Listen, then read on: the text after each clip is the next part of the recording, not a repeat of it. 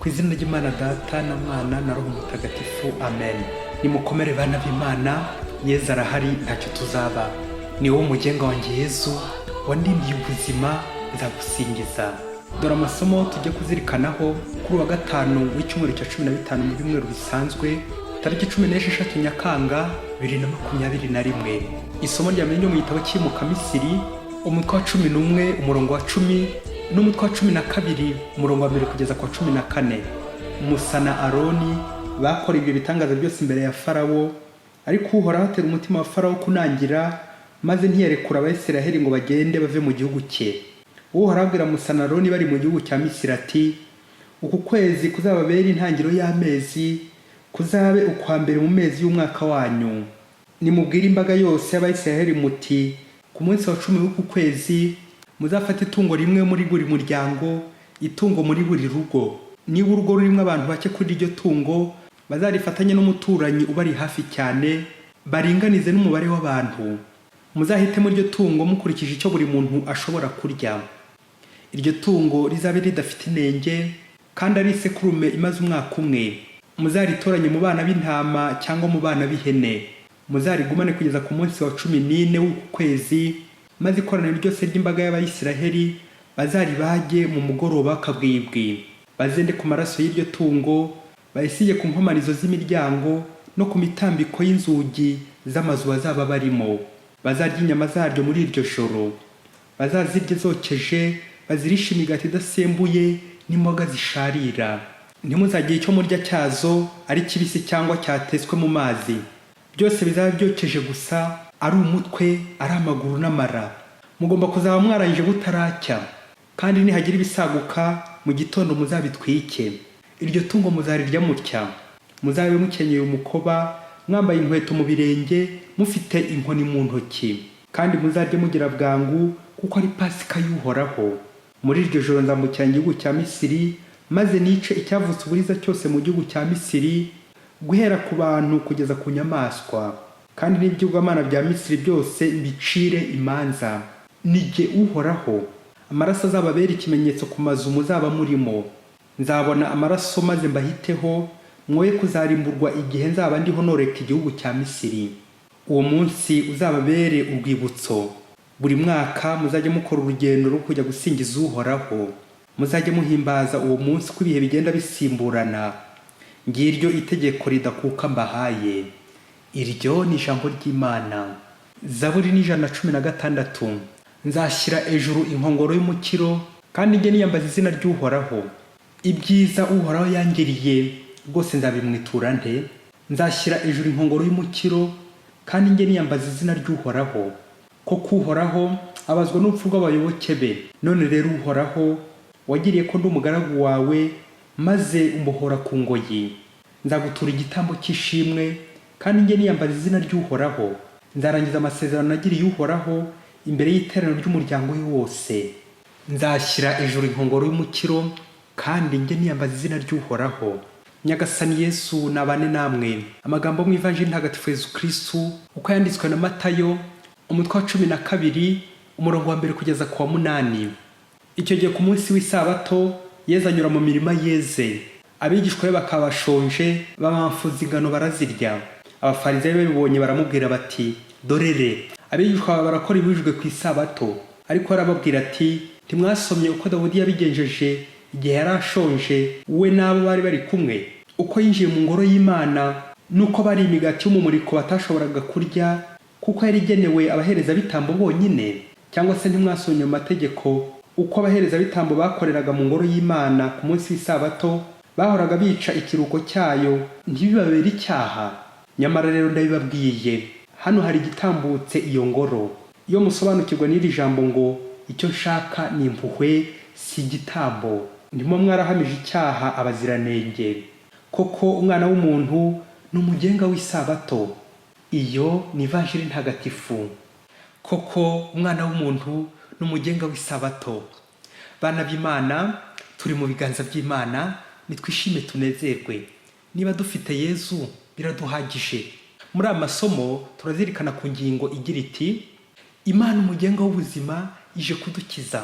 Muri amasomo turaza kubona mu ingero z'abantu bamwe bageze ahaga ahakomeye, bari mu bucakara, bari mu bibazo, Imana ikabagoboka ikabatabara. Ku rundi ruhande turaza kubona abandi bantu bakagatiza bagashaka impamvu zose zo kwicisha bagenzi babo, ariko bavandimwe nimuhumure, Imana niyigenga byose, ije kudukiza. Icyo Imana ishaka ni ukuducungura, ni ukurokora abana bayo.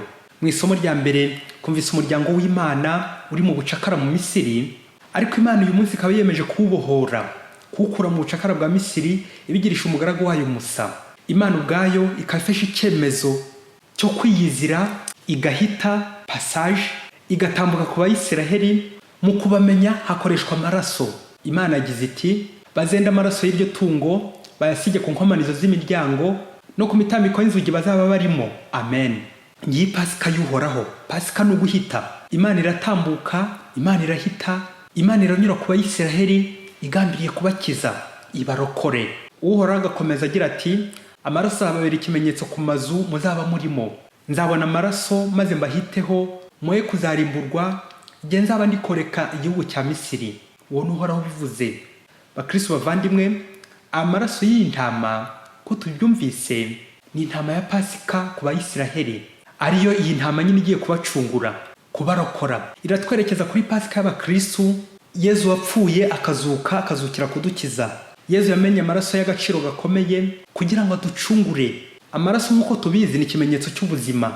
Pasika yacu Abakristo rero ni Kristo yitanzeho igitambo ku musaraba kugira ngo aducungure. Kristo atubera incungu twebwe abanyabyaha. Ntabwo rikiri rya tungo nk'intama bazabaga ngo amaraso yaryo akiza Abayisiraheli gusa, ahubwo Yezu Kristo ntama w'Imana ukiza ibyaha by'abantu niyo witanze ngo dukire twese, imbaga nyamwinshi, abatuye isi.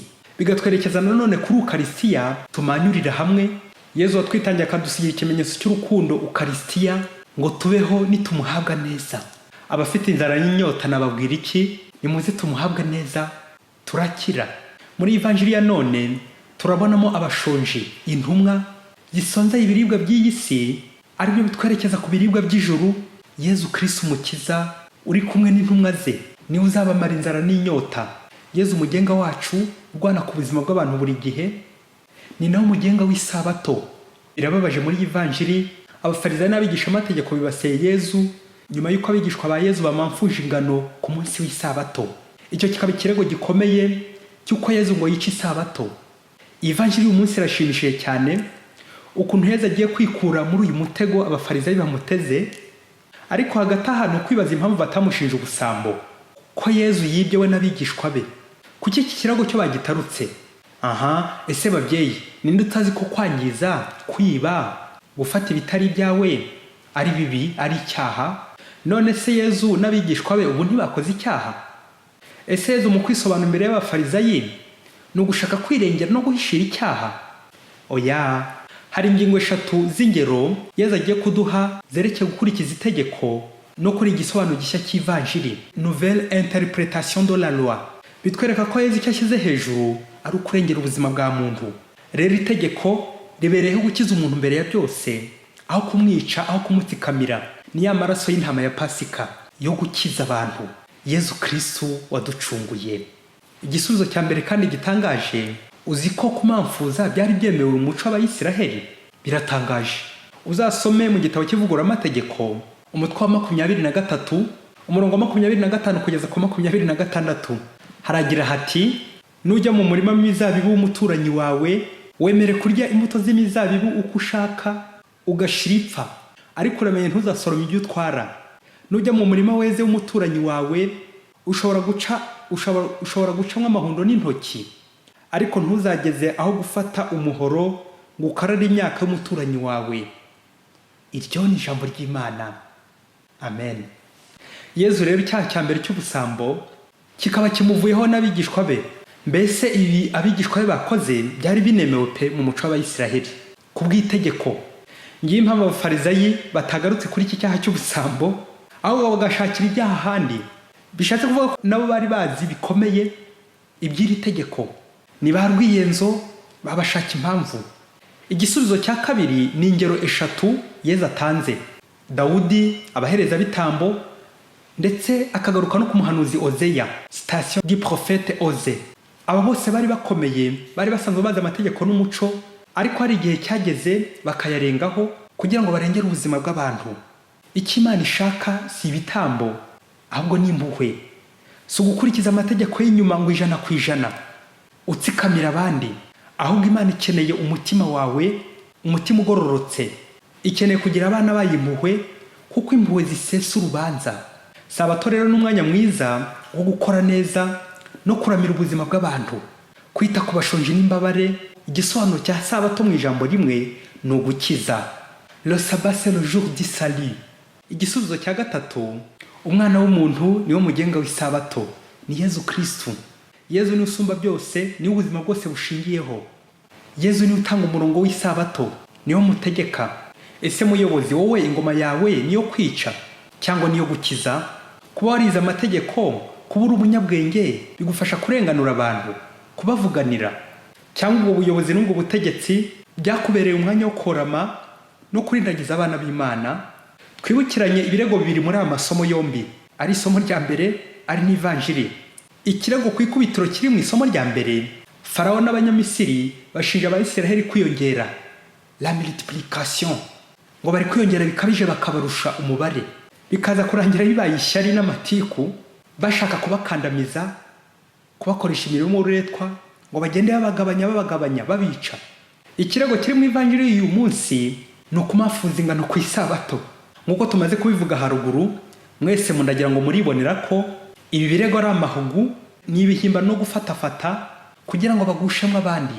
Birababaje, hari igihe umuntu abona atsinzwe agashaka kwitwaza abandi no gushaka kugushamo abandi. Hirya kure muri Afurika hari umugaragu w'ibwami, yari umunyabintu w'umwami, mbese ni wari ufite urufunguzo rwo hari ibiryo. Nuko igihe kiza kugera, inzara itera mu gihugu cyose, abatware b'ibwami nk'abantu bigera kuri bife kwiseriva mbere, bakajya baza kureba wa mugaragu ngo abahe ku bintu yahunitse mu bigega. Wa mugaragu ko kajya bahereza. Noneho biza kugera igihe babatware bakajya baza bakazana n'inshoreke zabo ngo basohore kuri ibyo bintu byose byari biri mu bigega ibwami, ngo nabo ubwabo bajya kubihunika ibwabo, ntibakajya birirwa basabiriza. Icyari giteye impungenge muri ibi byose ni uko abatware nyuma yo gutwara ibintu muri ubwo busitani bw'ibwami banyarukiraga mu bikorwa bya Misiri, ibikorwa by'ubucakara hamwe n'izo nshoreke zabo. Ibyo bikabera ibwami, dore ko hari hihishe. Nuko wa mugaragu yabibona bikamubabaza cyane, ukuntu abatware batinyuka ibwami bene ako kageni bagahakorera ibintu byo mu Misiri. Rero abatware nabo bagahora bamwikoma, bamwikanga ko azabarega, kuko yarazi amabanga yabo n'ayo mafuti bakorera ibwami. Wa mugaragu rero abonye ibyo bintu byose bibi bikorerwa aho ngaho, ari ugusahura ndetse n'ibyo bikorwa bya Misiri, afata ingamba zo gutongera gufungura cya cyumba cyari kiri mu bigega bihunitsemo imyaka. Noneho babatware umunsi umwe baza kugaruka na za nshoreke zabo, bagaruka kudaha no gusahura, baza gusanga noneho cya cyumba gikinze. Hashize iminsi babatware ntacyo birongera, bararakara cyane barabisha. Nuko bajya kubwira umwami ko wa mugaragu w'umunyabintu we ko yamumaze ibintu, ko nyuma yo gusahura ibintu byose byari biri mu bigega by'ubwami, uwo mugaragu ahora yikingiye mu cyumba hamwe n'inshoreke. None ko inzara igiye kora iki gihugu cyose kubera uwo mugaragu mubi, umwami ararakara, ni koko ajya guhinyuza, ajya kureba cya cyumba, asanga koko kirakinze. Umwami ararakara cyane, ashiteka ko uwo mugaragu bamwicira muri icyo cyumba n'izo nshoreke ze, bose bakabica. Nuko umunsi baje kwica uwo mugaragu n'izo nshoreke ze bari bifungiranye muri icyo cyumba, bose bahoreye umwami n'ingabo ze bagiye kumanika uwo mugaragu. Nuko bageze muri cya cyumba, umugaragu abwira umwami ati, nyaguhora ku ngoma mbere yo kunyonga, akira urufunguzo rwo hari ibiryo wambikije, ibindi wihera ijisho ibyo nabaga ndimo, n'impamvu ntajya nkasohoka. Umwami koko yakira rwa rufunguzo, afunguye za nshoreke arazibura, afungura bya bigega, asanga huzuyemo ibiribwa bitagira ingano, ku buryo ari ubwa mbere mu gihugu habonetse imyaka ingana ityo myinshi cyane. Nuko n'intimbani nyinshi, nangiye kuvuga ikimwaro, abaza wa mugaragu we ati, wabigenje ute kugira ngo tubikire ibizatumaza igihe kirekire? Umugaragu ati, nyaguhora ku ngoma, kuva kera kose naharanira icyubahiro cy'umwami, mparanira ko umwami atazigera aseba, mparanira ko ingoma y'izaramba, bityo umwami akazaba ari ugukiza abaturage no kubaramira abagaburira. Umwami rero aragahora ku ngoma. Rero nifungira igihe kirekire, ndinze ibi bigega ku buryo nashobora gupfiramo ahangaha, ariko hatagize usahura ibizatunga umwami n'abaturage be. Nuko umwami asubiza wa mugaragu urufunguzo rwo hari ibiryo, aramushimira cyane kandi aramugororera. Abaturage b'icyo gihugu bakajya baza gufata ibibatunga ibwami, n'ibindi bihugu byose bikaza bigana ibwami aho ngaho bije kureba ibibatunga. Nguko uko wa mugaragu yifungiye igihe kirekire acunze ibiribwa bizatunga imbaga nyamwinshi. Kurokora imbaga nyamwinshi babyeyi, hari imbaga y'Abisiraheli Imana igiye kurokora, hari n'imbaga nyamwinshi Yezu Kristo agiye kurokora. Ese wo mubyeyi, uramutse ubaye umwami wari wahoreye aje kwica uyu mugaragu kubera ayo makosa yose yamwumviseho, wahagera ugasanga ari musa n'ibyo wabwiwe, tout à fait le contraire, ahubwo wa mugaragu ari mu kazi kose kurenza abatware. Ese wakora iki abatware? Wafata ikihe cyemezo nk'umuyobozi? Bayobozi, kwigera kuri terrain ukigeraho amakuru ari kubera ni iby'ingenzi. Ese babyeyi, abatware bo bashimishwa no kwinezeza gusa, kwikwiza no kwikubira ibintu byose by'ibwami, bagashaka kwihaza bonyine, bakibagirwa abaturage, bakihereza batareba abandi. Ni kwa kundi kwisanzura nyine ku nyama, utareba abandi baza guhakurikira, utareba abandi bari inyuma, abo bashinzwe, abaturage, abakene, abativugira. Ese aba batware bazitwara gute nyuma y'iki kinyoma bakwije kandi cyari cyarafashe pe?